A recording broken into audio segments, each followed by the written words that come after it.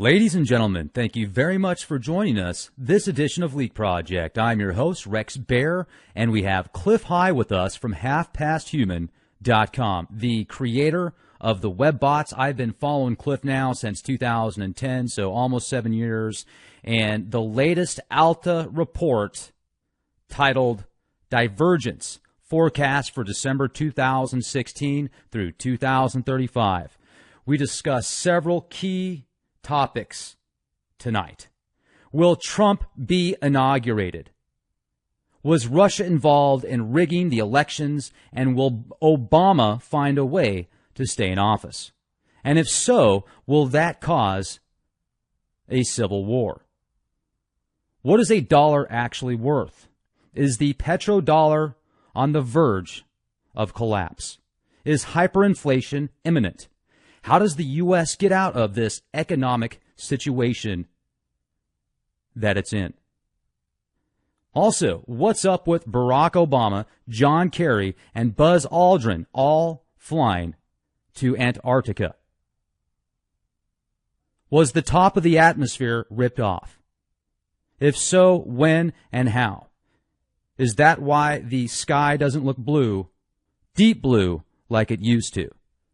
Now it's more of a metallic blue. Chemtrails, geoengineering, terraforming. Same thing or different? What's the purpose? Multiple purposes? Multiple levels? Do extraterrestrials rule the world? And if so, where's the proof? Are we at the verge of a renaissance or ultimate depression? All of this and more is discussed in the latest edition of Leak Project. Make sure to subscribe to our YouTube channel, youtube.com/clandestine Time Lord, and become an exclusive member at leakproject.com. Be the change you want to see, and enjoy the presentation. This is Rex Bear. Talk to you soon. Ladies and gentlemen, thank you very much for joining us this edition of Leak Project. I'm your host, Rex Bear, and we have fan favorite and returning guest Clif from halfpasthuman.com, the creator of the Webbots. Now, I've been following this guy and the Webbots for almost 6 years, and I'm just amazed with the accuracy. One thing that I've noticed in this industry, when I say this industry, I'm referring to the alternative media, there's not a lot of love, there's a lot of hate, there's a lot of anger sometimes, and it seems like the closer you get to the truth, you're going to get more disinformation campaigns against you, people that use certain words and techniques to try and make people question if that person is legit or not. And if I go back and read the reports on what the Webbots have made, essentially on some of these cataclysms, global events, local events, it's eerie how accurate it is. So what I want to discuss today is what's going on with Trump. You know, is he actually even going to make it in office? Did Russia really have something to do with the elections? We're going to get into a whole bunch of stuff. But first off, I just want to say, Clif, thanks a lot for joining us. How the heck are you? Doing fine, Rex. Quite pleased to be here. It's great to have you. Now, let's jump right in with the time that we have. Trump is now going to be our next president, and many people didn't think that was going to happen. I was one of them. I felt that Hillary was a shoo-in for sure. And now, hey, it's another we are change again, but just the opposite. It seems like he used that same technique. So let's talk about that. What's the Alta reports picking up, and what are you seeing? In relation to what specifically, I mean, it's a huge area, a lot of chaos coming. So specific questions would really point us off better. Absolutely. Now, will Trump even make it into office? We don't have anything in our data that says that won't occur.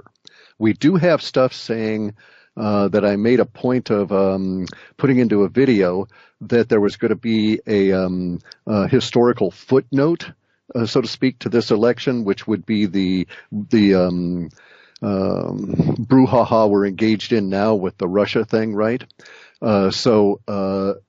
We noted in the Alta reports usually I don't do elections, okay? Let me explain why.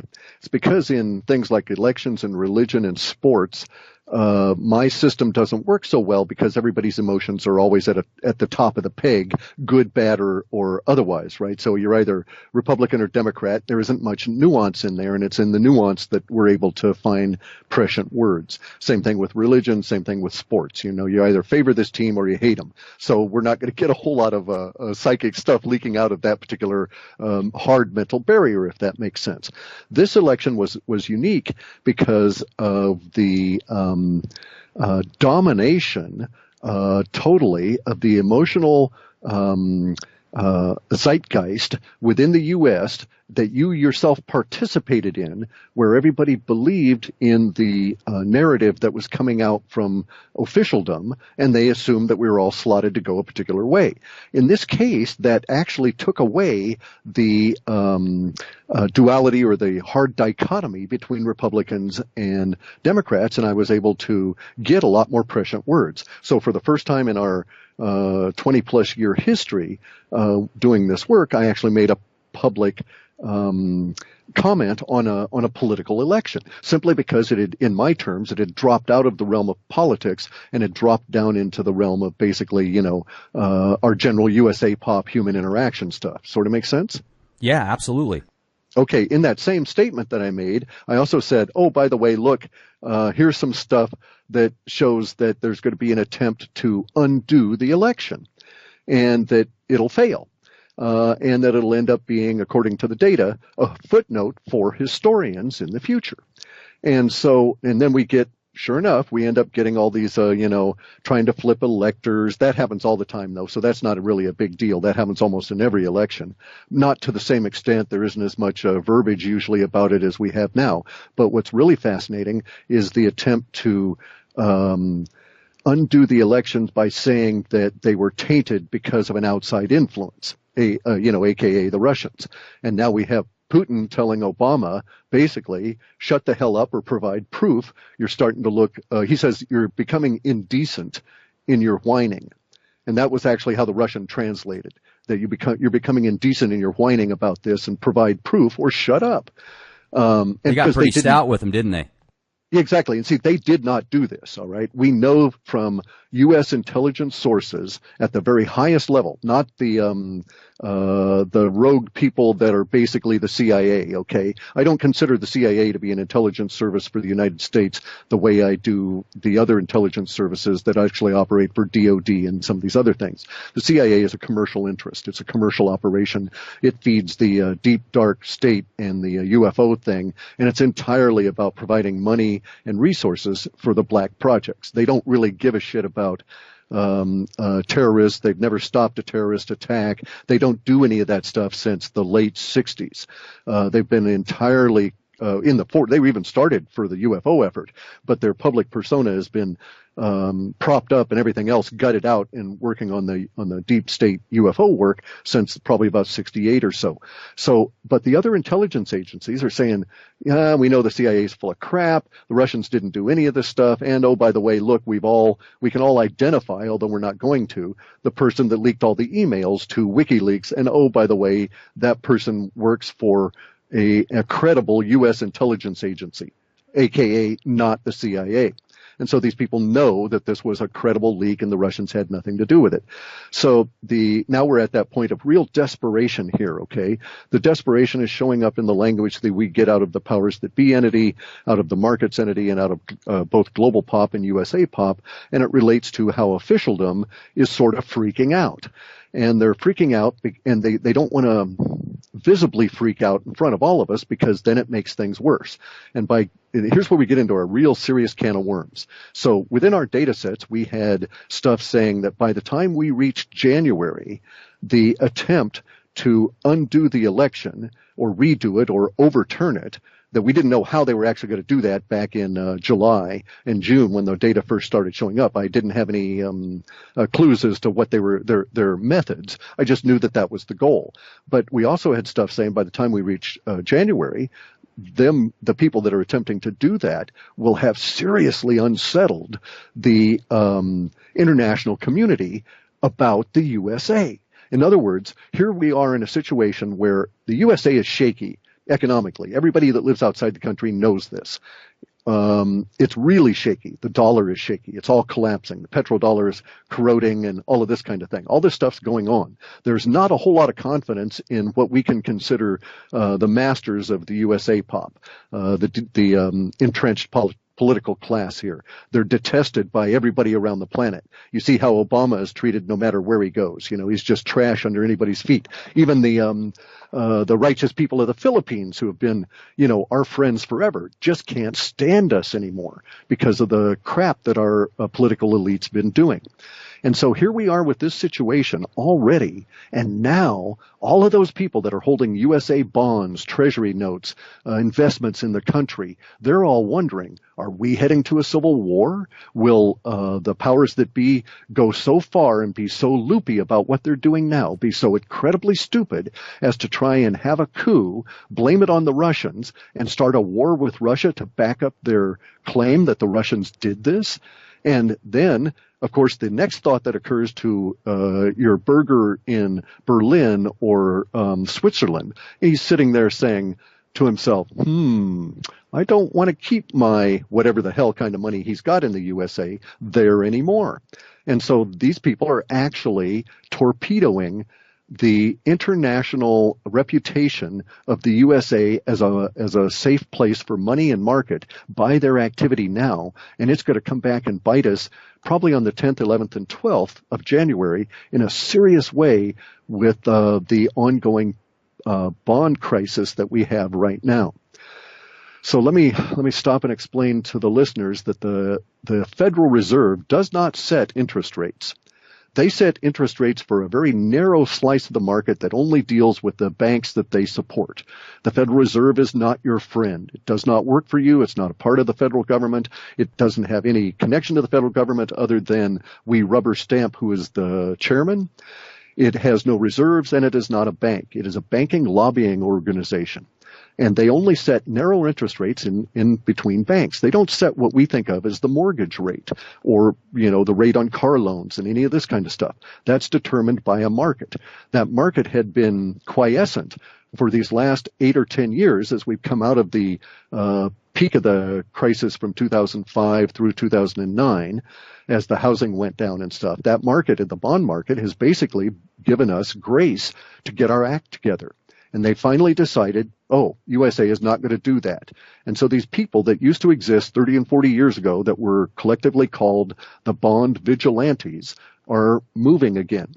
And as a result of which, mortgage rates are going up extremely rapidly. You have no idea. It's going to just be shocking to anybody that is not in their 50s or 60s as we go forward into this next year as to how rapid this will happen. Unless you lived through the Reagan inauguration period, you just are not even going to have a clue. And even then, what happened then in the 80s was a very small little taste of what we're going to go through. We're going to see interest rates probably, I don't want to pick a number because I don't have any digits, but much higher than they are now by April, May, and June. And then we're going to get hit with huge increases in interest rates as we go beyond June because we're going to be getting into hyperinflation. So let me jump in real quick if I can, yeah. Because you're bringing up some good points. I remember talking to my folks, and they got a really good deal on a house in a very prestigious area, ski area, back in the day in the 80s. And the interest rate, they said they got just a steal on it, and I think they said it was like 10% or 11%. So back in the 80s, that was considered a good rate, right? Correct. I actually got a better rate than that. I paid off the house in at 9.5%. Oh man. So exactly. With these houses now that are, people are going, oh, well, my payment's only $1,800 a month and it's a $500,000 home and it's on some type of adjustable mortgage. If that thing goes up, even just a couple of points, then their house payment's going to go up substantially. And then it's going to be 2008 all over again, but on steroids this time. I would say you're correct in your thinking. You're just not large enough in your vision. No, it's not going to be like 2008. We won't recover from this. There won't be a recovery the way there was in 2008, 9, and 10. What will happen will be a mortgage crash where the people with the adjustable rates will look 1 month and will say that their mortgage might be 3.5% now, and then a month later it'll be 5.5%, and then the month after that it'll be 7.5%, and then the month after that it'll be 12.5%, and then 22.5%, and then 33.5%. Pretty soon you're going to have mortgage rates on adjustable mortgages that will look like their credit card rates, and credit card rates will be in the 60, 70, 80, and 90%. Okay, so you're talking like Argentina, or correct, maybe even to the level, I'm not going to say Zimbabwe or Germany. It might get to that point. I don't know. But let's say we won't be as organized as Germany. We will be much more like Zimbabwe by August or September of next year. There's a small, slim chance that we can go into a couple of other directions, but the data at the moment seems to be piling up. The long-term data. Okay, let me stop for a second. Give everybody a little view here. As we get closer to events or occurrences that are forecast, the amount of details grows within our data sets. So 6 or 8 months out, I may have a few words about it. 4 months out, I may have 30 words or 50 words about it. And a month out, I may have 100 words about it. So at this moment, we have long-term data that is showing that we're looking at Zimbabwe kind of hyperinflation some point after summer of 2017. Well, wouldn't it make more sense, and is this even a possibility, to completely get rid of the current monetary system and do something similar to what Germany did back when they went from a bankrupt nation to a basically super nation again by getting rid of offshore interests that were connected to their monetary system? They started their own monetary system, and they backed that with people there to, go get jobs, go work on the roads, go work on technology and industry. Yeah, it sort of makes sense, but see, here's a big problem with that, okay? That makes sense then because they were isolated. Germany was operating with a failing currency as a single country surrounded by other countries whose currencies were relatively healthy. So they were able to, there was all kinds of cross-border trade, so they were continuously basically exporting their deflationary environment to the other countries and taking wealth from the other countries as people bought their goods at reduced prices. That can't happen with the dollar situation now because it's not the United States having a failing currency and the Canadian currency and the Mexican currencies being very healthy. It's not going to be that way. What we're going to have here is what's been described in the Austrian School of Economics as a crack-up boom, and we're in that right now. And I know that we're in that right now because the Mexican peso, they upped the rates on the Mexican peso interest rate that they're paying on that by 50 basis points more than had been anticipated by the markets. So the panic is already starting to spread to the other currencies. So you'll see this happen fairly quick where there's going to be currency wars. It's like, you've got some wealth that you want to stash somewhere? Well, come on over to Poland. We're paying 7.5% if you want to put the money in our bank. And then, Lithuania will say, well, we'll pay 7.75%. And there you go. See, that's the way it starts happening. That's part of the aspect of the crack-up boom. And of course, all of this stuff is going to affect global housing markets and interest rates because they're all tied to the petrodollar. And it is dying. It will not recover. So there won't be a 2009, quote, recovery. Note that this has been the longest recovery, the third longest recovery in the history of the United States dollar period, and that this recovery is the weakest of them all. And also note that when Germany was doing its stuff in the 1920s and 30s to get itself out of the problems of World War I, it was doing so propped up by an American banking system that was funded by Prescott Bush, the Bush clan's granddaddy, and he was financing Hitler.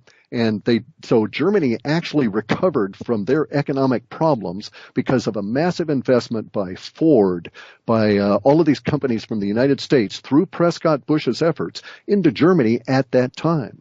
So they didn't do it on their own. That's kind of like a misunderstanding of what's going to go on. Now, the reason we could do that then was because our dollar had something in it. In 1913, it was created and it was worth 100 pennies. By 1923, it was worth maybe 96 pennies. Now it's worth 2 pennies. So there's no slack in there. There's no ability to create massive amounts of debt for a major spending infrastructure system. Unless Russia, China, and and the Southeast Asian republics start buying into the United States, we are in for a very, very rough, long 10, 20-year period of time to actually physically dig ourselves out of what we're in now. And we even have data to that effect, okay? We've got some data sets that have got a lot more, because of the emotional connection here, because of the way humans feel about the subject. We have a lot more data than we get about other subjects. In other words, if it's a very dry academic subject like, the mating patterns of the such and so moth, I just don't get a lot of data about it. But if you've got something that people throw a lot of emotion into, sports, religion, sex, or money, and in this case gold, I get a lot of words about it. So I get a lot more words about gold and silver, not because gold and silver have a lot more chatter or are held by a lot of people. It's just that the people that have them have a very specific level of emotional attachment to them, and that's been the way it's been through history. So we have a tendency to sort of piggyback on that historical attachment to gold and silver. And we've got data now suggesting that the way the United States comes out of this is sort of twofold, okay? There's two halves of it. One half of us coming out of this is that there's going to be a gold rush in the United States. In order to get ourselves right with the world and pay our debts, you're going to see a big chunk of our population that's going to start heading into the hills trying to dig gold out of the place, anywhere we can find it. And that's going to be what's going to be required to make us solvent again, so to speak, right? And get us out of this currency hole that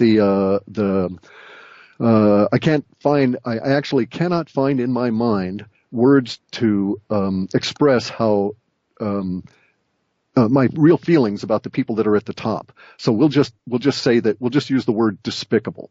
So the despicable people. They love you, Clif. I know.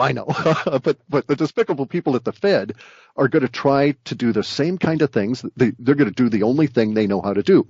And our problem is these people have a shovel and they know how to dig a hole, and that's all. So they're going to keep digging, and they don't know how to stop. So they are going to take us into hyperinflation that will create a gold rush in the United States that we've got language that would suggest that sometime in 2017, after we get into the hyperinflationary period, you'll start seeing, even into the mainstream media and newspapers, words and articles and stuff about the gold rush that will hearken us back to 1845 California and the language that was written about the gold rush in the 1800s in California, as well as the one in the Yukon. We're going to see that same kind of language all over again as the United States becomes desperate for real stuff to pay its debt and buy oil and other energy. Now, here's the goofy part of all of this, okay? The other aspect of this is, the other half of us getting out of this is an innovation wave is coming. This innovation wave is actually already starting now, and started maybe a year ago or 2 years ago. And it has to do with 5 billion humans getting onto the internet that are not on there now. And these are all people in non-dollar denominated regions for the most part, or non-dollar dominated. And so, because they don't live under the auspices of the powers that be in our officialdom, these people are coming in without any of the limitations or preconceptions that we've ever run across. And so we're going to see innovation that's been suppressed by the dollar having its woes. We should be in one now, by the way. We should be in about 12 years into a 25-year period of a renaissance. And it's been held at bay because of the powers that be in the U.S. trying to maintain the status quo and not allow change. And that change always precedes and boosts the Renaissance. So because it's been delayed, I think we'll still complete about the same 12 or 15-year period we have left, but I think we're going to cram in tons of stuff in that period of time. And these 5 billion people that are going to come online are going to, in our data sets, showing up as being combinoric, in the sense that one guy's going to have a good idea. He'll tell somebody about it online because he's not trapped in a paradigm where he thinks he's got to go patent it or keep it secret. That idea will feed another idea, and there you go. The whole open source concept expressed across a good portion of humanity trying to solve problems. And so the innovation wave has been described in our data sets for maybe 11 or 12 years now, and we're really starting to get into it. The USA is not going to participate. We're not going to be leaders in this. We're going to be followers because of our own problems here. But that innovation wave will help us get out. And there will still be pockets, right, I'm sure, here in the U.S. that are just as innovative as the guys overseas or in other locations. It's just going to be less. Certainly, exactly. So let me ask you this then as well. With Trump being the next president, do you think that he might be getting set up for the downfall, essentially? No, it doesn't make any difference. No, I don't believe he was set up. I think these people, it's actually my opinion that Trump was chosen as the chump by the Democrats. Okay, that they did everything they could to make sure that he was the one that they had to face, and they're just floored that they lost. The powers that be at that top level, right? Everybody else is a good party faithful and believed the party line and so on, and they weren't part of the machinations going on at the top here. But the reason that they did that was that these guys are, it's twofold. They thought they could avoid what we're going to face. These guys thought they could go another 8 years and not have any change. And the reason that they don't want that change is because as the dollar degrades over time in its purchasing power, the ability it's going to sound stupid, but the ability to use it as a method of bribery is reduced.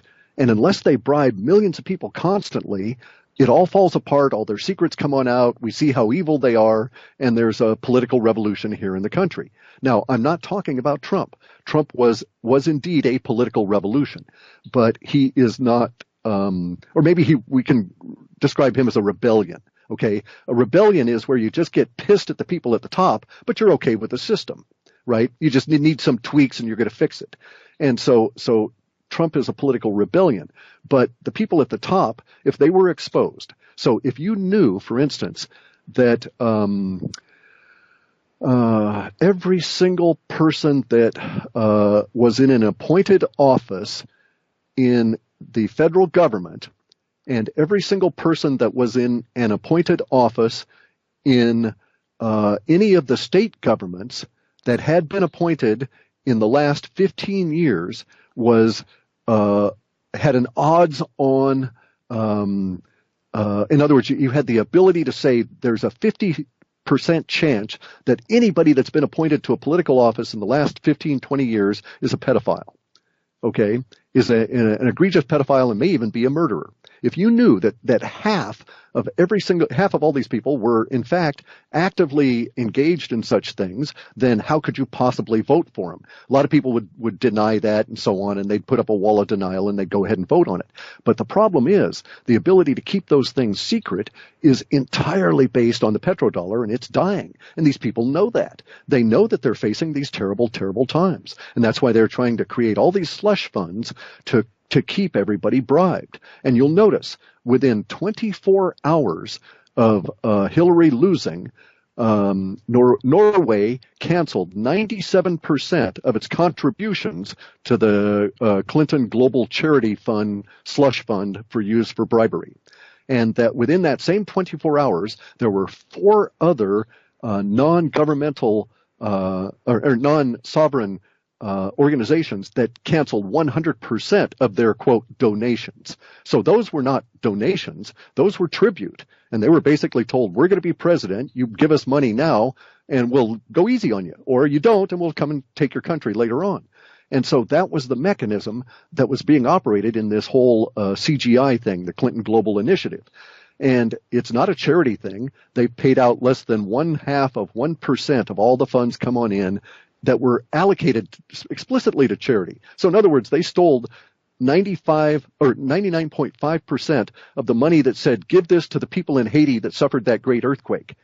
And they stole all that money and didn't give it to Haiti. And Haiti's really pissed about it. And they found out about it. And they're making a big brouhaha and upset about it in the global community, trying to break through the bribery wall that keeps these people safe. And they know that they cannot go quietly into the night. Okay, all this stuff's going to come on out. Once the bribery's done, once your ability to pay people to kill other people to keep things silent is gone, then it all does come out. And under those circumstances, the evil that is I'm not talking Democrats and I'm not talking Republicans. I'm talking about the people that are, Republican in name only and Democrat in name only, but are really power elite people. All of those are the guys that are really worried. And so they're trying all these mechanisms to get this, to stop a political revolution. With that going on, it certainly seems like at any moment, who knows what's going to happen, essentially, because it could be Germany, it could be France, it could be here. There's just so much going on. And then if you look at Syria, Damascus, and, that place is just in ruins. We don't hear much about that here at home. We're definitely living in fascinating times. And I want to kind of shift gears for just a second before I forget about this, because you're very knowledgeable in this area. And I was driving yesterday looking at the sun through the clouds, and it looked like the moon almost because of these fake clouds that start to that are created from these chemical trails that dissipate. You'll see these, and the skies aren't even blue anymore. Even when they are blue, they're not like the aqua deep blue that they used to be. It's almost like this metallic, very strange. It's like I wonder if all these nanoparticulates, aluminum, and everything that they've sprayed into the atmosphere has created some type of reflective or holographic opportunity for these guys. I don't know. But regardless, I'm looking at the sun as I'm driving through the clouds, and I'm thinking of myself for the movie Highlander 2, The Quickening, when, if you remember that film, they had to create this fake atmosphere because they destroyed it. So yeah, I hadn't seen the film, but that's basically what's sort of going on. Yeah, they are actually destroying. Right. And there's the thing, Guy. Chemtrails are not truly global. There are a lot of areas on the planet that they don't bother to do. So there may be layers upon layers upon layers of an agenda here. In other words, some people that are may be spraying the chemtrails thinking they are going globally, and that it's a thing to reflect the new high energies coming in from the sun. Okay. Other people may be aware that they're actually spraying these things so that they can use electromagnetic radiation to try and do mind control on the cities under which they're spraying. Okay. So who knows what could be all of the above, right? Correct. Exactly. All of the agendas may indeed be operating. But here's a couple of facts for you. Even if they didn't do the chemtrails, we wouldn't have blue skies the way we did anymore. The top of the Earth's atmosphere was ripped off. This was back in 2003. By the same burst that caused the Banda Aceh quake and killed 200,000 people, more than 200,000 people. At the time that happened, like the top maybe, let's just pick a number and say 6%, the very wispy part of the atmosphere is gone. And that was the part that really created the deep blue. It was our transition into the other colors of space. So it's a weird time. There's no question about it. Everything's coming. We're coming into what's been called the age of Aquarius, right? Mm-hmm. And as we move into these ages, each of these precessional ages last for years, and it takes us a long time to make a transition. Even a single degree of movement in a precessional arc is going to take 72 years. So moving in from 1 degree to a next, it really is a big transit. We're almost through with this transit into the official Aquarian age, which is all about the knowledge bearer and so on. So a lot of this stuff is all coming out. And you'll notice in a sort of a curious flip to that, we've got all of the old knowledge being questioned. And this is a good thing, this we are change within our understanding of what academia has been spoon-feeding us. So, for instance, we now know that when the astronauts go into space, they can't see the sun or the fixed stars. The sun is not visible in space. The only way it becomes visible is if you put microfine little scratches in a grid pattern in your acrylic window and cause a particular kind of light interaction. So we now know that the sun is not as we've been told. It's not a nuclear furnace. It burns nothing. It's not even really a source of light. If anything, it's nothing more than a reflector. And that's true of all the what we call the stars, all the fixed stars. When you get out into space, you can see the planets, you can see the moon, you can see anything that reflects light. And in fact, when you're down here on Earth, if you examine the idea, you cannot see any light source. You never get to see a light bulb. You don't get to see the light emerging out of the light bulb. What you see is the reflection of that light on a glass surface. So our understanding of the basic elements of reality is twisted, and it's been twisted probably quite deliberately by these guys, but also because they're ignorant. They don't understand a lot of this stuff themselves. And there's been a lot of stuff that's been hidden from them. So, for instance, you get a lot of people that will say, oh, XYZ theory is correct. Something we've had for a long time. Let's pick one. Oh, Darwin. Okay, Darwin's got a good theory about evolution, right? And so everybody says, well, it's all settled. We know the dinosaurs died, blah, blah, blah. And, it's all due to evolution. And it's like, well, okay, yeah, Darwin's theory is good, but Darwin in his theory did not acknowledge nor even speculate about much of reality. So his theory has to be kind of like chucked out the window. I'm not saying that, there is a God that comes around and creates things, but I'm saying that his approach to this does not acknowledge space aliens, does not acknowledge the true history of humanity, and is piggybacked on all of Darwin's work, by the way, is entirely piggybacked on the Judeo-Christian concept of creation. If you eliminate that underpinning, then, that X number of years ago the Earth was created, X number of years after that there was a volcanic period, X number of years after that we got water, all of this kind of stuff. All of that creation understanding extracted from the Judeo-Christian concept, monotheistic concept, is not valid. We don't know that any of that stuff ever occurred. I'm not saying the Earth was created whole with trees on it or anything at all like that. I'm just saying that the progression that we've been told by academia all of our lives is not valid and has as much validity as the idea that you can see the sun and space and stars, which is not true.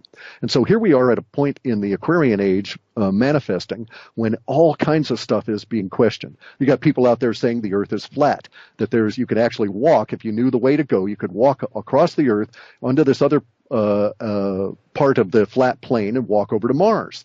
And if you could do it, you could walk to the moon. And so you got people questioning everything. And this, I think, is a good thing, simply because academia is so basically full of shit. And they've had us all boxed in their little boxes all these years. This innovation wave, getting back to that for a moment, is going to come out of all of these people questioning all of this stuff and finding out real stuff about reality that will then be piggybacked on by other people to make our lives better in the future over the course of these next 10 or 15 years. So, for instance, now we're at a point where in our last report, there were I want to say 20 or 30 instances. I don't know how many because I didn't count them, but 20 or 30 instances that I had to write about Antarctica. And Antarctica pops up all the time. It was in the very first reports I started doing in 1997, the first runs I was doing. I didn't write them up and tell anybody about it. I just was investigating this whole thing. But Antarctica showed up back then. It keeps popping up with some huge levels of emotional attachment that make no sense. Why does anybody have any emotional attachment to Antarctica that has never been there? And there's so few people that have ever been there, it should not even show up in my data at all. Except that, of course, it's also really weird. And now we know that, everything we've been told about Antarctica, except for the fact that there's ice on it, is probably bogus. We now know, for instance, that there's at least 80 identified rivers and tributaries to those rivers underneath Antarctica that are in the 60 degrees Fahrenheit range, that are continually carving out the ice underneath the continent, that these rivers are heated by something that's coming up out of the continent, that in some of these rivers there are tunnels over them, that you could stack 4 Eiffel Towers, one on top of each other, and still have room at the top to stand up there and wave your hands and not hit the top of this tunnel. We know that there's air masses that are trapped over lakes in Antarctica in the ice, and the air masses are 70 and 80 degrees Fahrenheit temperature. So, and now it kind of starts making some sense. As we find out that, there's pyramids down there. There's ancient civilizations down there. The leaks are starting to show up. And of course, at the same time the leaks are showing up and there's more chatter about this, we also see that Obama made a secret trip. Both popes have been down there. John Kerry went down there on the day of the election. And he spent more money and created more carbon dioxide getting down there for his, quote, climate study, or climate change study. He created more carbon dioxide going down there for that one trip than all of the United States creates in a week. So, it's like, okay, yeah, you're real concerned with climate. You're going to go ahead and create more CO2 than the whole country. How did they do that? So you go look at, I mean, just the airplanes and stuff and everything that had to go on to get him down there and back in that period of time, because they had to fly against basically bad timing, bad weather, and avoid. It was a special trip just for him. It takes a lot of energy and stuff to get a person, and this was it. I don't know how many planes were involved, how many people were involved, but the expense involved kind of rivals what Obama does with Air Force One. And they did this just so John Kerry could go down by his own admission to look at ice. That makes no sense at all. They're not even trying to come up with the cover stories anymore. Well, what about Buzz Aldrin, too? I was just going to say, at the same time, we've had Buzz Aldrin. And now bear in mind, this man is 86 years old. And he's in good shape, but he's still 86 years old. Right. So how often are we hauling 86-year-old people down to the South Pole? And this is not just Antarctica. This is not McMurdo Base within 34 kilometers of the coastline. This is the middle of the continent. This is the South Pole. So he went deep into the continent for some reason. And it's kind of like, I don't think that it was a case of him paying for it with celebrity. It's my opinion that someone requested that he do that, and I don't know why. Any speculation as to what the request or who it came from even would be just speculation. But we do have the facts. He went down there and he suffered. Maybe it was somebody from Antarctica that said, "Hey, we want to talk to Buzz. Get him over here." I was thinking the other way. Okay, because Buzz Aldrin is one of those guys. If you look, he's had a big career as an outspoken person after being an astronaut. And one of the things he's outspoken about is getting humanity out and about and this kind of thing. Now, you could also speculate and say, well, maybe whoever it was that asked for Buzz Aldrin to be down there needed him down there because maybe he was like an ambassador. Mm-hmm. You know, maybe he'd met somebody out in space and they said, well, you know, we need somebody we can trust. Get Buzz down here to talk to us. That kind of thing. I'm not saying that occurred, but it is reasonable speculation given all the other weird stuff that's going on down there. Absolutely. But, okay, now here's something else we're getting in some of our new data sets here. So follow along with me on this. We had 30, 40, I don't know how many instances of Antarctica show up in the last report. In the report before that, it started swelling. There was a lot more Antarctica data. Now I've got tons of stuff coming in from Antarctica. I don't know. I'm going to just have to really sit on it and try and control it so it doesn't dominate this next report I'm going to release at the end of the month. But there's some really interesting stuff coming out of here within the Antarctica stuff that's sort of joining with this whole innovation wave, because there's data now referring to Antarctica as the source of wealth, the source of a boom, a giant humanity-wide economic boom, and the source of what the data is calling precious technology.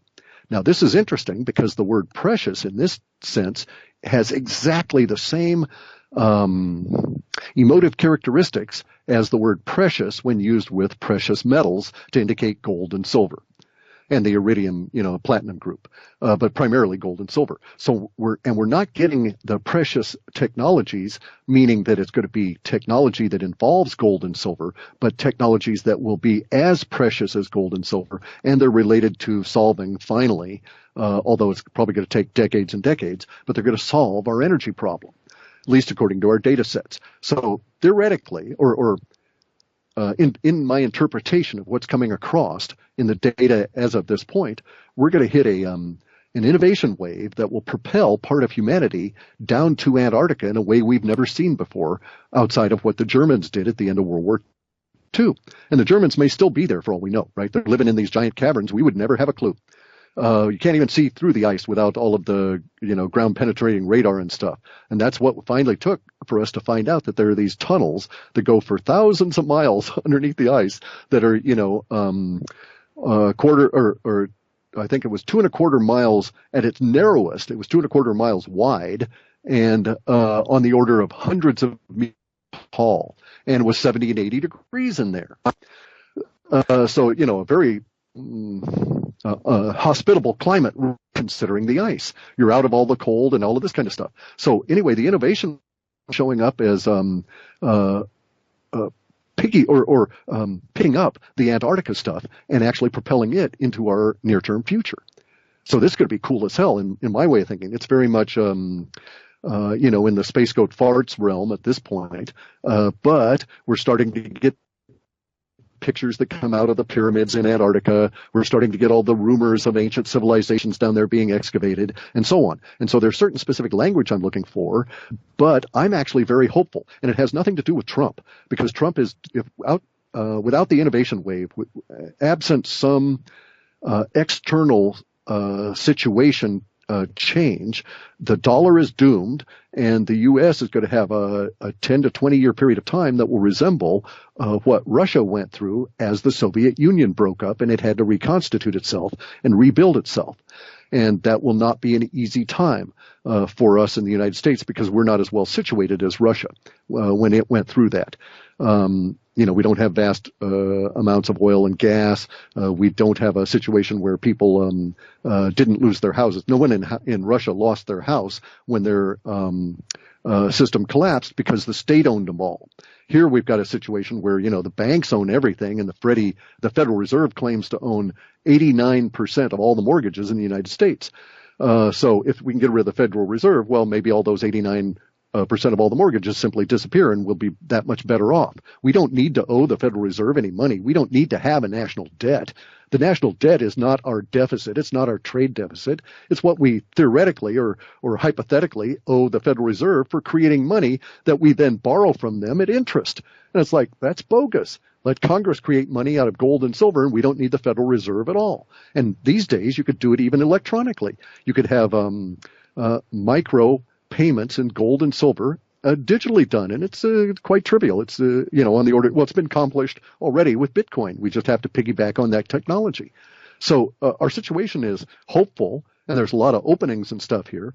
And I think it's all cracked. I think we're in that crack up boom, and the bad guys are going to the power elite are going to start withering, and we'll be able to break out of this constraint that has got, a whole generation living in their parents' basements and a whole generation without skills, having gone through a terrible schooling system that provides them with all kinds of self-esteem, but not the ability to tie their shoes except in one form of a knot. And basically they probably can't even tie their shoes because they've been given Velcro. So they're lacking all these kinds of skills. And we see this affecting our national health at the moment in the sense of economic. How can we possibly compete with China, Russia, India, or Indonesia when they graduate, as an example, 1 million engineers for every lawyer, and we graduate 1 million lawyers and 1 engineer? It just is not going to happen. So the United States has to redo itself. Trump is the visible face of that, and but in my opinion, it wouldn't have mattered if Trump had not run. There would have been someone else that would have been the populist face that would have taken over, and we'll be on to this path. Let me jump in real quick if I Sure. can. I have a friend and somebody that's actually going to be coming on the show next week that does these Vedic star charts, and she has to have your exact date of birth, where you were born, etc. And there's all these different alignments with the stars. Now, I used to be a lot more skeptical than I am now, and I'm still neutral on a lot of things, and I take everything with a grain of salt, of course. But I do see the accuracy with this Vedic or these old school type astrology charts versus the Western type charts. And it just blew me away when she read my chart and other people's charts. And then she said that Trump's chart was like phenomenal, and that what she sees him doing just based on the star chart is incredible. So, I don't know, man. I mean, it seems to me like the as above, so below statement has so many different meanings, not just metaphysical, but also if you look at it scientific. And I wonder sometimes if the signs in the heavens, what we see in the stars, are a micro, essentially, thing here that happens, of the same thing, like a reflection, if we're all in this together. And one thing that I do notice, I'm looking at the tweet that Buzz sent that immediately got deleted on Twitter. It says, "We are all in danger. It is evil itself."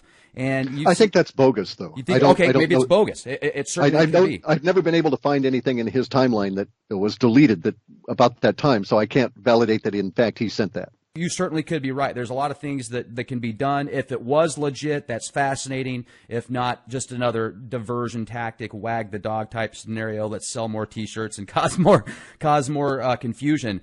But one thing that I was hoping we could talk about, Clif, because I used to hear you discuss this a lot more back in, I would say, 2011, 2010. You talk about the people or the things that control the world overall, that have the majority of the power, the influence. There's 6 corporations that control over 90% of the media. There's 6 corporations that control over 90% of what kids see in school and learn about, and the textbooks, etc. So it's a very small group at the top that seems to influence things overall. Hollywood is a very powerful tool. If you know what it's doing to your subconscious, I think you can use it against them more than them using it against you.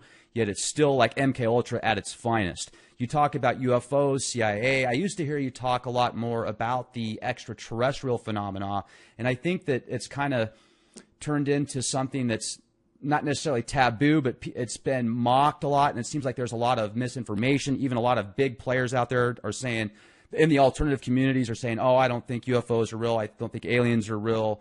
I personally firmly believe that there is an extraterrestrial presence out there. Can I prove it without a shadow of a doubt? No. I'm going to say that's my opinion, yet I've got a pretty good actually, there's on this.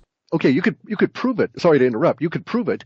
I wouldn't say beyond a shadow of a doubt, because that implies that that's actually basically insisting that you overcome doubt in someone's mind, and I would actually never say overcome all doubt. Always keep doubt. It's what keeps a human sane. But there's a lot of things you can see that prove this. For instance, you can look at it at a macro level. Here you've got the planet Earth and 85% of the non-plant life, okay?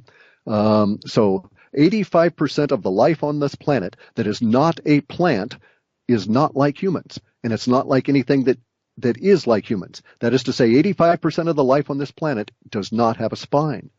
Now, a lot of people would say, well, spines evolved. It's a evolutionary process and stuff. And I can say, if you actually look at the vertebrate versus the invertebrate distribution and so on, you can say, because of the way that it lays out, there is a certain suspicion that vertebrate, the idea, the concept of spines and so forth, were brought to this planet. Okay, didn't really evolve as we understand it. So there is evidence all the time, and now we've got tons of evidence that space aliens exist here or had existed here on this planet, in the sense of prior civilizations that were not necessarily human, or not necessarily our kind of human. They may have been hominid, that have been here on this planet. And we have huge traces of these guys left all over. And that is our monolithic period, the pyramids, Anwar or Angkor Wat, the giant megalithic structures in Lebanon and Syria, all of these kind of things, right? So now we know, because we can speculate. I mean, it's not 100% proven, but it's like 99%. We can speculate in that last 1% that there was never a pharaoh that built any of the pyramids that we see as pyramids. Yes, there were pharaohs that built some of the broken pyramids, the staggered pyramids, and the mud pyramids. And these were guys trying to duplicate an already existing technology and prove themselves that they were as great as their ancestors, because they assumed that their ancestors built them. But no pharaoh built any pyramid. No Jew was a slave working on a pyramid. There were never any Jewish engineers that built anything at Giza. And all of this is basically bogus. So that the fundamental history of the Western construct, as is delivered to us by our schooling system, especially here in the United States, is bogus. And so now we've got to go back and root out all the real stuff that's underneath that. And you're going to find those aliens. They're everywhere. By the way, we just had an instance of that pop up. The 70 metallic books, really codices, that were discovered in Jordan about, 8, 10, 12 years ago, have been validated. These metallic books are made out of lead. The lead pages are actually decaying at atomic rate that can't be duplicated, can't be hoaxed. So it's not like you can put baking soda on them as you would on copper to get it to age with a little vinegar and put a patina on it. You can't do that on a molecular level in lead. So they're able to identify these lead sheets as going back between 1800 and 2000 years ago. And they're saying now, give us another 10 years and we'll get you down to the exact year. Another 10 years after that, we could be able to tell you what week they were actually hammered out in. And because of the radioactive decay component of it all. And the fact that lead back then doesn't have the same radioactivity as lead today, simply because of all the nuclear bombs and stuff that were detonated in our testing period has permeated a lot of the minerals in the planet with radioactivity, because it's now in a much more distributed fashion than it was 2,000 years ago. Anyway, the point of all of this is these tablets have the first historical mention of Jesus. They've got a crude portrait of him. Doesn't look anything like what we've got now. And they say Jesus wasn't out to create a religion. He was really upset because the existing powers that be at that time had had a soft coup and taken over Judaism, thrown out its original god, and set up Odonai, a male god, in that original god's place, and had invented all these rules and stuff. So Jesus' crime was that he was against Hebrew revisionism, against the Talmud and the Torah, because they were bogus based on bad information, and that Jesus was saying we should all go back to the original God of the Proto-Hebrews that was over 1,000 years old and was a male and female figure. Now, here's the interesting part of that. While there are people that will claim that Baal and some of the other Middle Eastern gods were both male and female, what was the weird one? Bahoptet, the goat-headed god that's got breasts and stuff. Oh, yeah, Baphomet.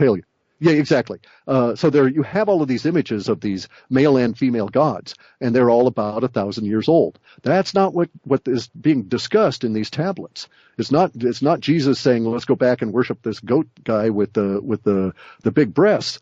No, what Jesus is talking about, or what the books say that this individual called Jesus was talking about, was to overthrow the entire rabbinical structure of the Judaic religion, because they had abandoned the original God that was a female that could choose to turn itself into a male in order to for procreation, and that these were space aliens that came here and created our DNA.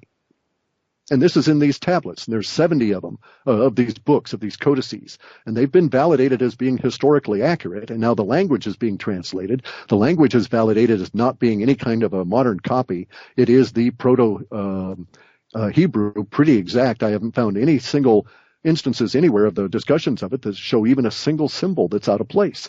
So, do you remember the name of the codex, Clif? Sorry to interrupt. No, there's 70 of them, 70. So they're individually coded. They're individual codices. Okay, so they're named in various different ways. You can look it up. You can just say metallic tablets Jordan in a Google search, and that would probably get you close enough to start picking up instances of it. And it's going to be out all over. Now, we've got weird stuff in our data sets that we've had since 1997 that said religion was going to die, that in my lifetime, that I would witness the death of organized religion. And I think we're there now. Because if we acknowledge that the tablets, or the codices here, the metallic lead tablets, were accurate, then it puts an entirely different slant on what we've been told is the roots of monotheism. And if we also acknowledge that the pyramids they're finding in Antarctica are bigger, more massive, and older than anything found anywhere else on the planet, but are exact to the angle of 51 degrees and all of this kind of stuff, is where we find in all the pyramids in Mesoamerica, in Bosnia, in Egypt, and in Thailand, and all these other places, then we have to say, well, the pyramids existed before modern humanity. So who built them? And here we are into our total age of Aquarius, where everything that we thought we knew has to be unlearned. Right. And then also, when you look at some of the stuff that goes on in the pharmaceutical industries, the medical industry, the food industry, it seems like it's just so much poison, and it's like strategic sweet poisons that they put in the food supply, the beverages, etc. And then when you really get into the vaccine agenda and you read each individual insert, what they're putting in these vaccines, I've noticed that some of them now have aborted baby cells, essentially, and some of them have sweeteners. Some of them have sweeteners. Oh yeah, you got to put aspartame in there, right? In a vaccine. Oh, you got to have aspartame in the vaccine. I mean, you're putting it directly into the bloodstream, and add some formaldehyde to that, and some glyphosate, and some other wonderful substances. And then when people are so conditioned because of the teachings that they've had on the polio vaccine, or, you know, we got rid of polio, it got rid of measles. No. See, that's so bogus. That one always irritates me, right? Right. I always have to object because polio was already dying by the time they introduced the Salk vaccine. And the Salk vaccine cannot be proven to, in any single case, to actually be an effective vaccination against polio. Well, they did prove that it had cancer cells in it. Correct. Yes. Actually, I was going to say, but you can prove that it causes all kinds of side effects. Including, paralysis and all this other sort of thing that mimic the polio itself. But in any event, though, here, let's stop for a real quick second, go into something that's really important for all the people listening to this. And that has to do with the food body of the planet and mind control. The CIA has this saying, willpower lasts as long as the calories in your body and the sleep in your system. And that they can break anybody just by waiting out the ability of the body to supply itself with energy. And so they know that that there's not a mind on the planet that can resist their mind control techniques if they concentrate on the body itself.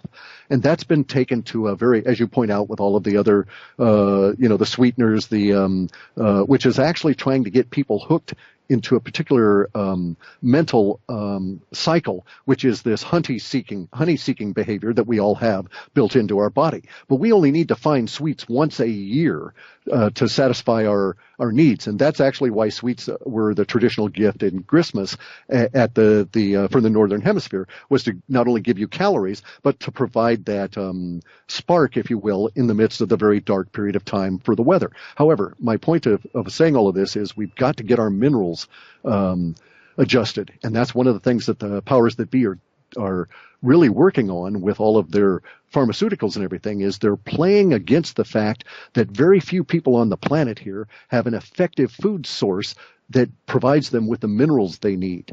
And so if you go to the store and look at a big pharma offering for a mineral supplement, you'll find that there's iron, magnesium, and a couple of others. You need to have minerals on the order of 70 and 90 of these trace minerals. These are not found in your food anymore because of our agricultural practices for these past centuries. They used to be found in our food up to the point that we stopped growing all of our own food and putting our wood ash from our cooking fires into the food to provide the minerals back into the vegetables and so forth. We don't have those anymore. So we have all of these diseases, metabolic syndrome, probably diabetes to a great extent, paralysis, all of these kind of things are all deficiency diseases, which is very hard to get academic doctors to understand. It took years, decades for doctors to understand that scurvy could be cured by lemons. They thought it was some kind of a systemic disease that you got from sailing over the water. All of these rickets, cured by vitamin D. All of these kind of deficiency diseases are very hard to get across, but we are probably all suffering them to a great degree if you're not actively supplementing with these 70 and 90 minerals. The complete fulvic, Fulvic minerals, that give you the 60 to 70 that you basically really need. And then if you get 90, you're really, really cooking along just fine. And so once you start getting some of these things into your system, you become personally less susceptible to this stuff. And you're no longer a magnification of the problem. You're now starting to be a part of the solution. So I'm really going to start in the future. Actually, I'm going to, as you point out, getting back to your previous point, I'm going to start talking a whole lot more about space aliens because there's a lot more of it in the data, and because we're now going to have to face it in an open fashion. What's really in the last 6 years been driving me away from that has been the total degradation of the dollar system and the petrodollar and the geopolitical consequences that could have existed from that. If Trump had not come in, I would personally, at this stage, be actively attempting to find some place where it might be safe from a nuclear war, because the power elite were so intent on preserving themselves by attacking Russia.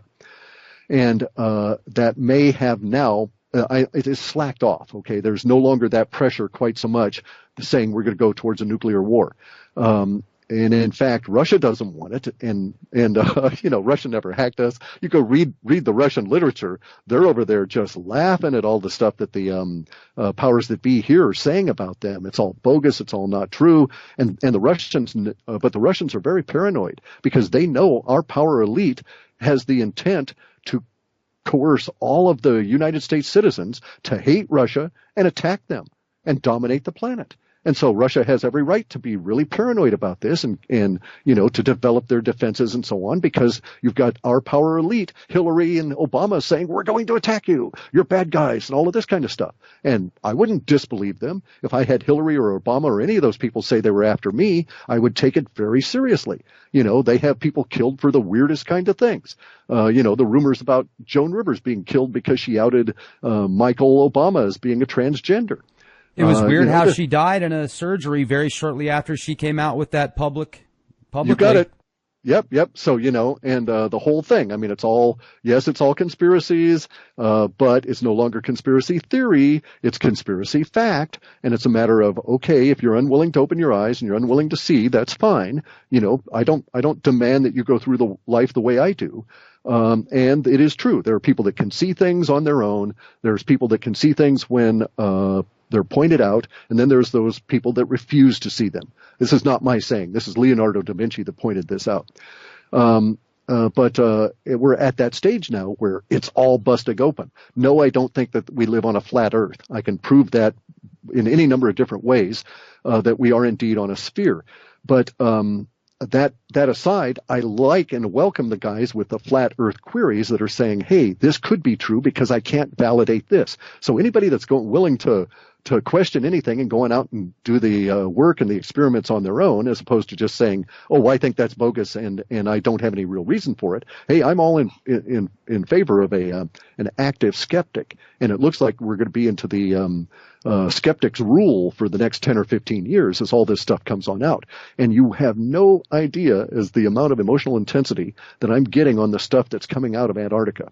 It's so big. Relative to everything else we've had, it will dominate the petrodollar. It will dominate the idea of World War III, just totally do away with all these kind of things in the next few years as all this stuff comes on out. And I actually had to label it as the discovery, because in my lifetime, what's going to come out of Antarctica will be a bigger discovery than nuclear weapons. It'll be a bigger discovery than electricity, than the automobile, any of that kind of stuff. Now, what is that going to be? I don't have a clue. It hasn't been found yet. We're not that clear. Now, I do have clues. Okay. I have little tiny hints here and there, and I put out some of it in our reports as the language gets, more filled in. So I do know that some of this stuff, the precious technologies, is going to be energy related. I've got some language about what I'm calling creeping electricity. And by creeping, I mean, imagine you lived in a stone house and you wanted to plug in your microwave, okay? And in this kind of a description that we're getting out of the data, you would just go on over and use your fingers or some means and designate this part of the wall as where you want that electricity to appear, and you'd put your plug from your microwave at that point of the wall, and the wall would obligingly provide the electricity. So it's a different way of dealing with things that we have now.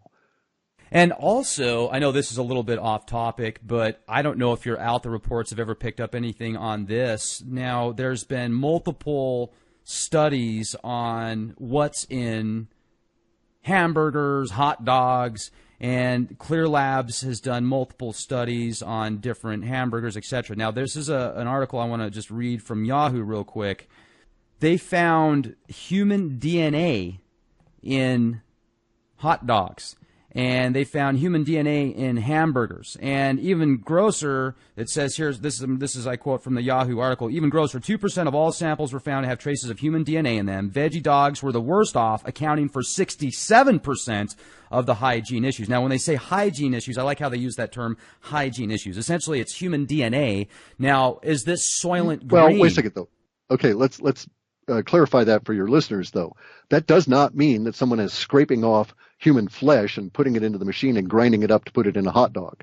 That human DNA could be as simple as someone that had a drop of sweat fall into that hot dog. You can get human DNA out of sweat. You can get it out of hair.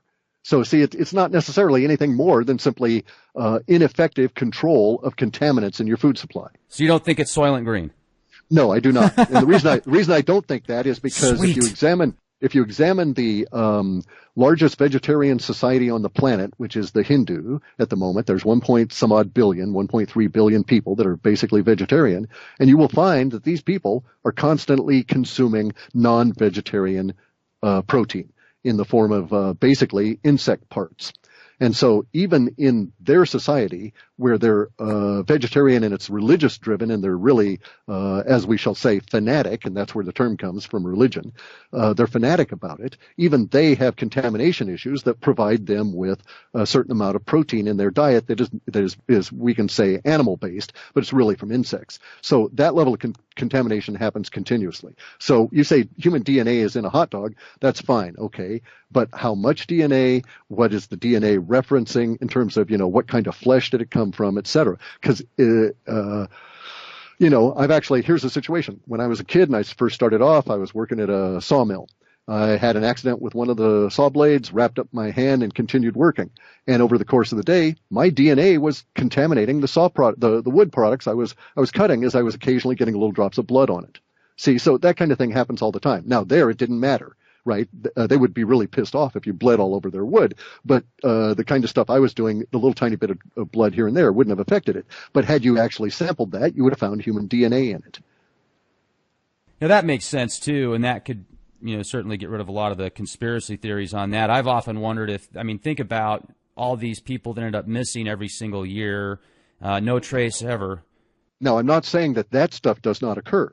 I'm not in any way denigrating any of that, and there's a whole lot of stuff that says there's a whole lot of circumstantial evidence that can be found in videos, photographs, and I'm not talking someone else's opinion. I'm talking evidence that you could go and look at and form your own opinion in the form of photographs of people and videos of them acting or out and about doing stuff.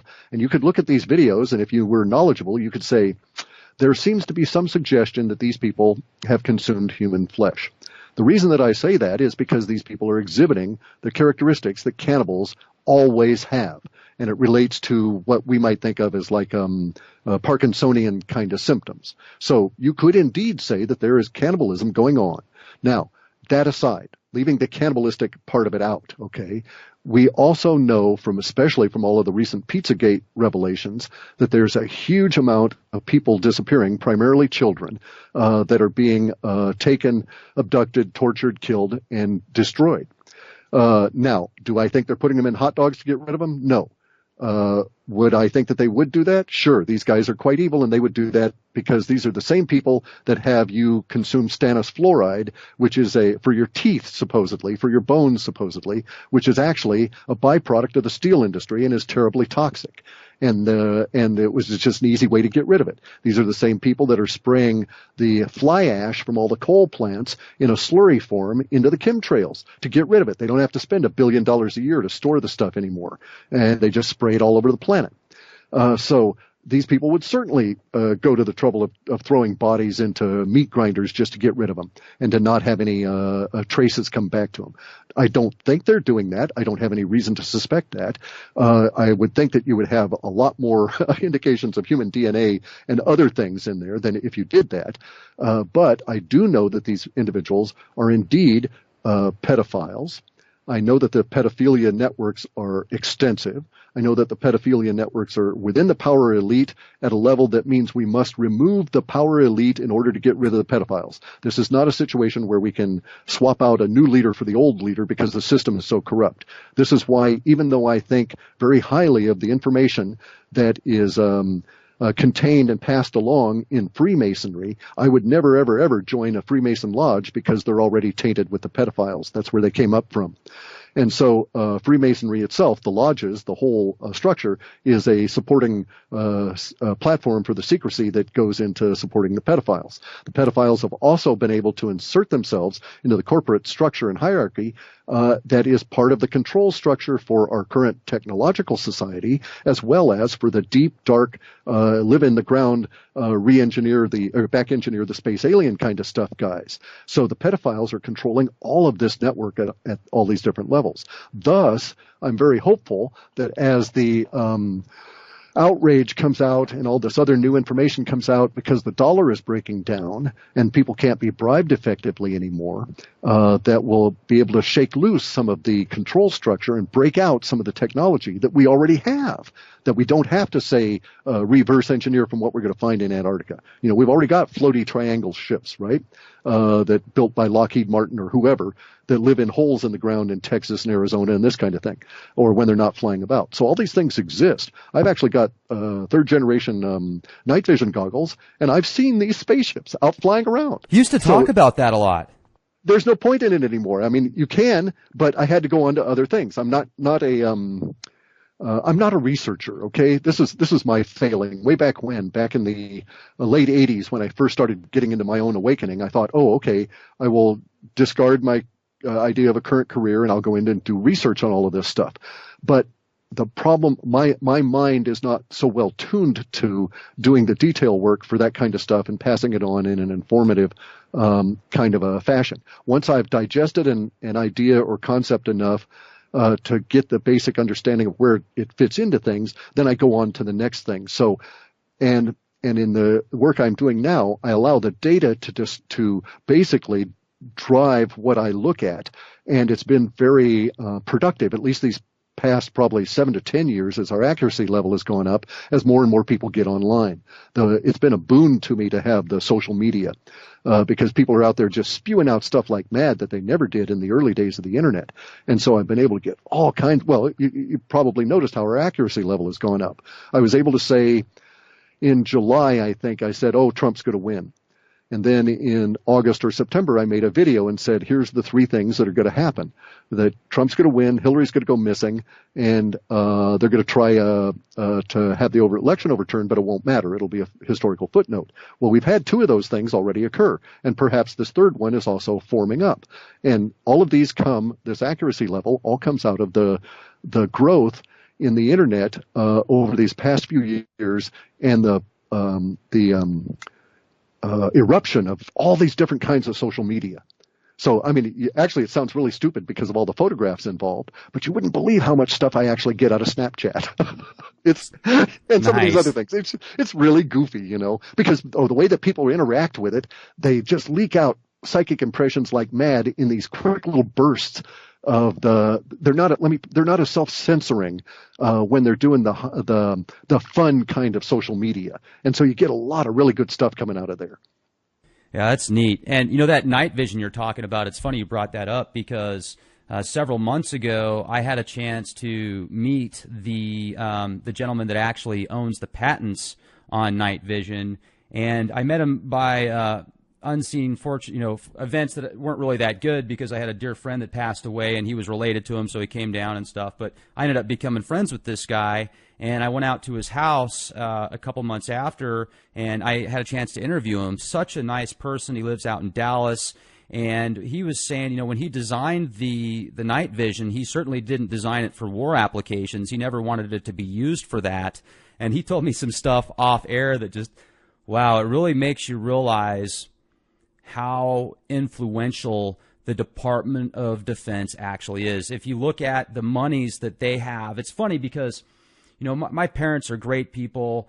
Are they awake on some things? Yes, absolutely. And other things, I certainly hope they'll become aware of it. And my mom was saying, well, you know, even with health care, I wouldn't mind paying a little bit more taxes for having health care for everybody. That's the kind of person she is. Just bless her heart, she's that nice of a person. She was a nurse. She's retired now. I've seen her literally save people's lives. I'm getting emotional just thinking about it. But anyway, so I thought, and I said, Mom, you know, if the defense contractors didn't take 50% or more of the tax money already combined with everything else, you wouldn't have to pay anymore. We could have free health care, and we wouldn't even have to pay the kind of taxes we pay. And she said, you know what? You're absolutely right. Well, it's even worse than that. It's 18.5% of our GDP is now tied up in Obamacare. Okay, this is Obamacare. Let's just say the healthcare industry in the United States. The 18.5% covers the insurance part of it and all of the actual delivery of healthcare to the people. So it's more than just the healthcare system. It's also the insurance, all the millions of people that work in the paperwork part of it all, right? That are not like your mom and my mom, who is also a nurse, that went out and helped people. So you've got all the people that are on the insurance side of it all. Here's our real problem. The whole global economy, or the whole global investment world, says, no, it's too risky to put money into Russia. 16% of their economy is tied up in oil and gas. Why, if the price of oil and gas goes down, Russia's cooked. Their economy is gone. Right. And so that is true. They've got a huge reliance on oil and gas. They're not very diversified. The extreme of that is Saudi Arabia. If oil and gas goes down, Saudi Arabia, they really suffer in terms of the prices and so on. Well, here in the United States, we're in a weird situation where we've got an insurance industry that is driving a medical monopoly that is not delivering health care, and is, not delivering health. It is delivering health care. And its end result is a perpetual involvement with the medical system, not to get you out. And at the same time, it is now 18.5% of our economy, and it has officially made us a banana republic. Because when we would go down and invade countries in Central America in the Smedley Butler era of the late 1800s and early 1900s, we were invading countries who had 18 and 20% of their economy based on a single fruit item, a banana in this particular instance. And so here we are basically living in a republic that is dominated by a single industry. And so this, in my opinion, is why one of the real tough reasons, one of the central reasons it's going to be real tough for anybody in any new administration to undo this, because they will have so many vested interests say, no, you can't do that. 10 million people will lose their jobs if you get rid of this stuff and go to a single payer system. We won't need these 10 million people to try and sell insurance to the other people in the United States. And if you get rid of this, we'll lose another 6 million here and so on. So they'll approach it as a works issue, right? But it is an unfortunate situation that we find ourselves with the new Trump administration. And that unfortunate situation has nothing to do with Trump or the Republicans or any of that. It has to do with our economics. We're actually at a point in our cycle where those last 2 pennies in the U.S. dollar are getting eroded very, very rapidly, and pretty soon it will be absolutely worth nothing. And then at that point, and in fact, right now, much of the United States economy operates on a barter system.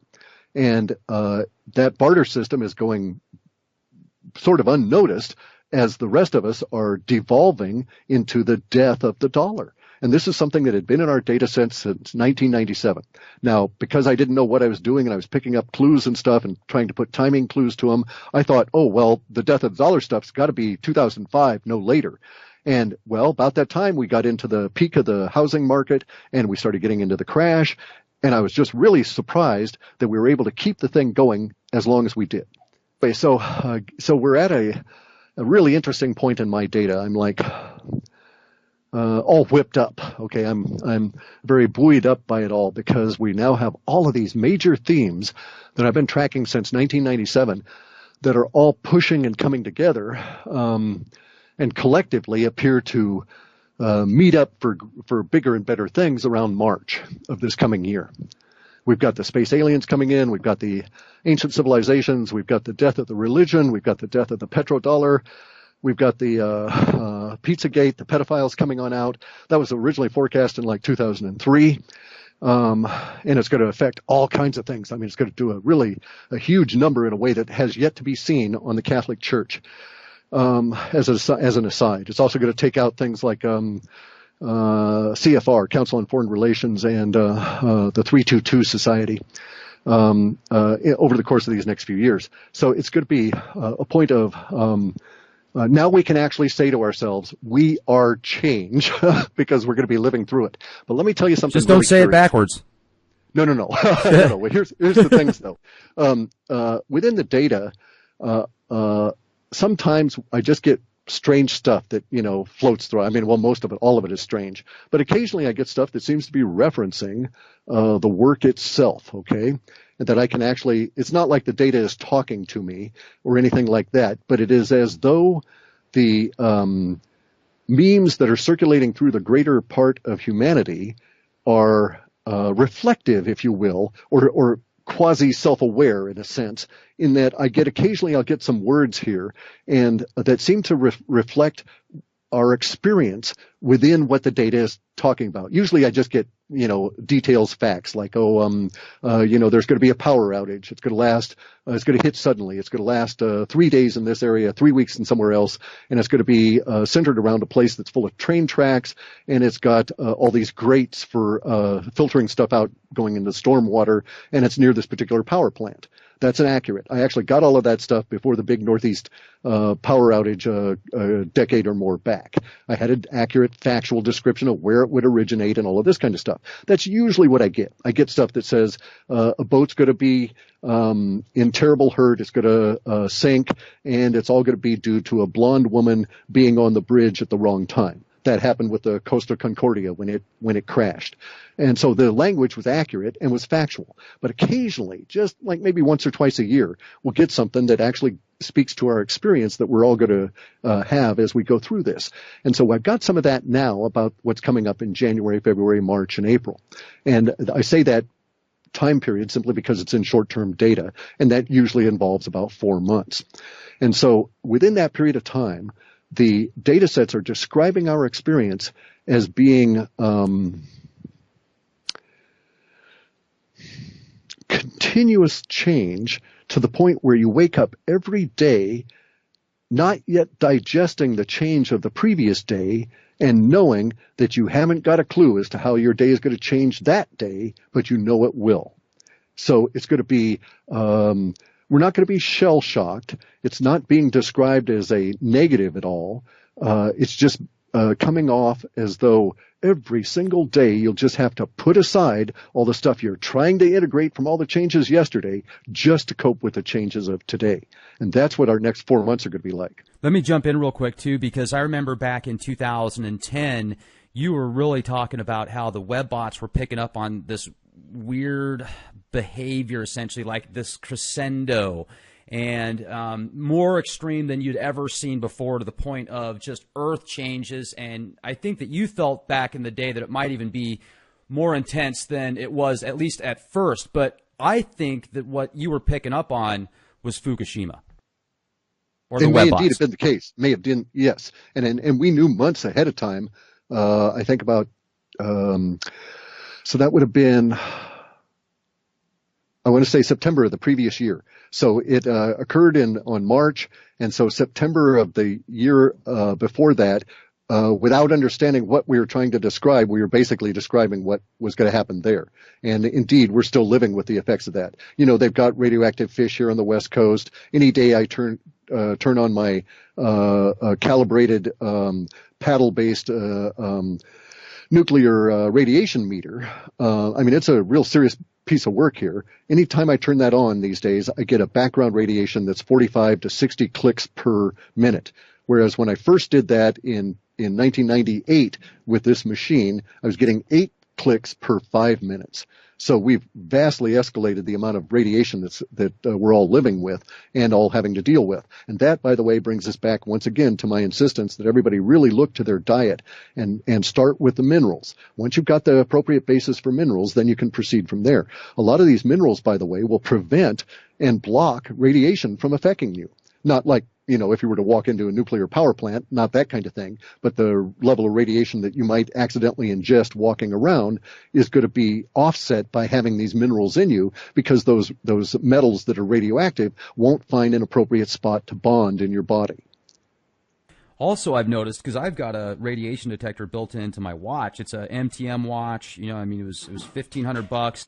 It works good. I go everywhere with it, and essentially the radiation levels here in San Antonio have almost doubled on a regular basis, a consistent level since 2013. When I picked it up in 2013, it would hover around 0.07 microsieverts. That's extreme. That's pretty darn low. But now it's hovering 0.14, 0.16 the other day, and even though that's not high, that's consistent, and that's double what it used to be. What's going on with that?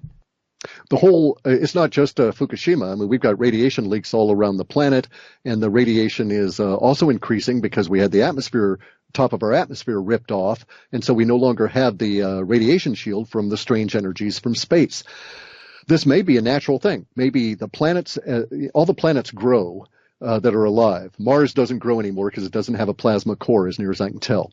But all the other planets that do have plasma cores are in fact actively growing. And it may be that it's necessary that radiation increase as part of the expansion process as well, because there appears to be not only man-made radiation sources appearing everywhere. Well, no, let me say, no, it doesn't appear. It is now factually confirmed that we've got new sources of highly radioactive material pouring out of the middle of the Earth that are being dumped into the bottom of the oceans through these extreme thermal vents, where before we would always focus on the fact that they've got 6,000 degree water coming out of them, or whatever the temperature is.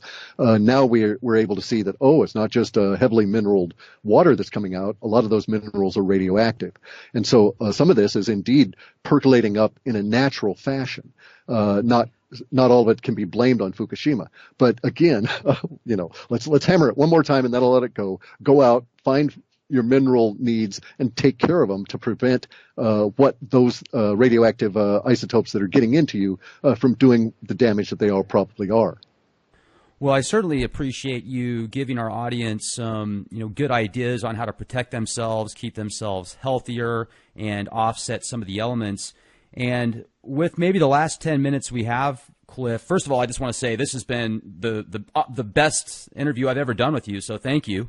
Sure, glad to, yeah. What would you feel is important to share with our audience that maybe you've picked up on, either in the out the reports, outside of the reports, all of the above, that maybe I haven't asked the question to that I should have? Well, there's all kinds of stuff that we should pay attention to. The question for my personal approach to things, I would like everybody to be happy, healthy, and well fed, so that I don't have to live with a bunch of people that are irritable, starving, and a pain in the butt. Right. So I'd like everyone to really start looking, especially as in the United States, especially as we go through these next couple of years, towards providing some of their own food sources. That is to say, growing some of their own food. The reason I'm suggesting this is because we already have confirmed evidence that we're now into a solar minimum that won't peak until the next 7 years, till 2022, I think, okay? Or 2024, somewhere in there it'll peak. But we're in a solar maximum, and our solar maximum has levels that don't even reach the same level of solar output that we usually see in a minimum. So we're headed into an ice age.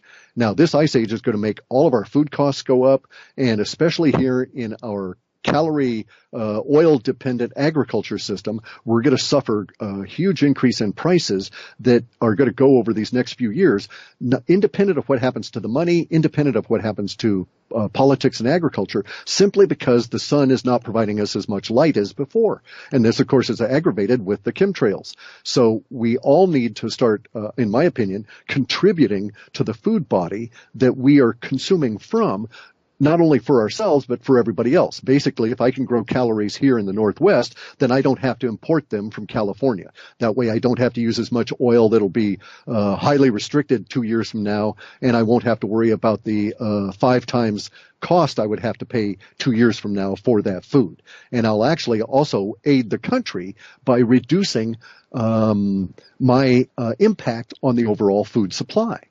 And so everybody that does that, it's like the best food growing system this planet has ever seen, produced in anything like the last 3,000 years, existed in Russia prior to 1917. That country was able to feed half the world off of small organic farms in the most efficient calorie production system ever devised. The Russian agricultural system at that point, before the Bolshevik Revolution, took 15 calories of human effort to return 145 surplus calories. So it was almost a 10-to-1 return. And right now, we're on the opposite side of that.